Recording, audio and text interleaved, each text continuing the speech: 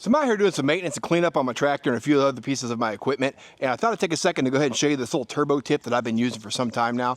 Now, I've actually owned a couple of these over the years, and this particular brand has been my favorite so far, mainly just because it seems to hold up the best and hasn't wore out or broke over time, like some of the other brands that I've tried have. But all there really is, if you've got a pressure washer and it operates somewhere above, let's just say 2,000 PSI, you can pick up one of these turbo nozzles like you see here. Comes with the little 1/4-inch quick connect like all the pressure washers use. But all you're gonna do is basically snap that in place of whatever other fittings you've got. A lot of your pressure washers come with like 3 or 4 different fittings.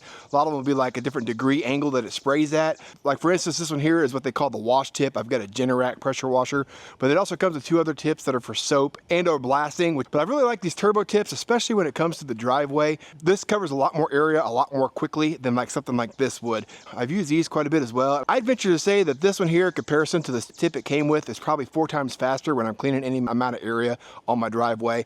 It also makes cleanup on the tractor or some of my other equipment or even my trucks a lot easier as well. So if you don't have one of these little turbo tips, they're honestly not that expensive. They're a great add-on to your pressure washer, and that you can really get a lot of work done with them.